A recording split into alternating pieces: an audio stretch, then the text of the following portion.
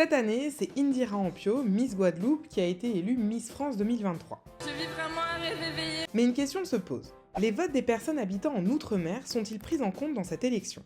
De prime abord, on a tous envie de dire « bah oui, évidemment, pourquoi les votes des personnes habitant en Outre-mer ne seraient pas pris en compte ?» Eh bien parce que l'article 3 du règlement, qui fixe les règles de participation au vote de l'élection Miss France, prévoit que pour participer au vote, il faut résider en France métropolitaine.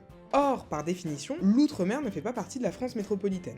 Par conséquent, si on en croit cet article, pour le concours de Miss France qui est un concours national, il y a une partie de la nation qui ne peut pas participer au vote. Ce n'est d'ailleurs pas le seul concours télévisé pour lequel cette règle est posée, puisqu'on la retrouve aussi dans le règlement de la Star Academy, Danse avec les stars, ou encore The Voice, émission également diffusée sur TF1.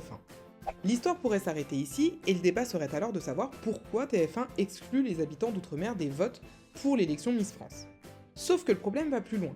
En effet, si l'article 3 du règlement prévoit que le vote des personnes habitant en Outre-mer est exclu, lorsqu'on écoute l'émission, on comprend l'inverse puisque Thierry Baumann, le monsieur vote de l'émission entre guillemets, dit clairement qu'il est possible de voter depuis l'Outre-mer. Et vous pouvez voter par SMS où que vous soyez en France métropolitaine ou en Outre-mer. Alors vous allez me dire, bah tant mieux, on s'en fiche, le tout c'est qu'ils puissent voter.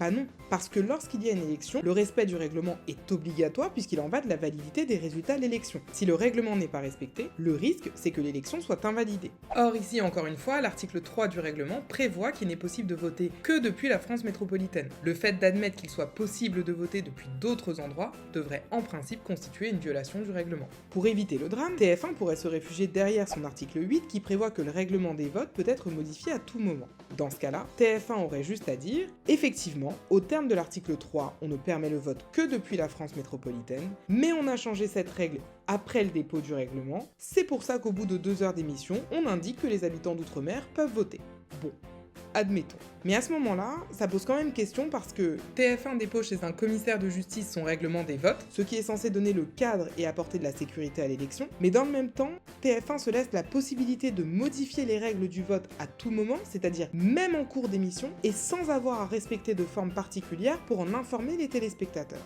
Honnêtement, on a vu mieux en termes de sécurité et de fiabilité. Conclusion de tout cela, ce serait vraiment pas mal que cette question du vote depuis l'Outre-mer puisse être éclaircie, et pas que pour Miss France d'ailleurs, pour toutes ces émissions, parce que si un jour quelqu'un se met en tête de contester les résultats, ça risque d'être une autre histoire.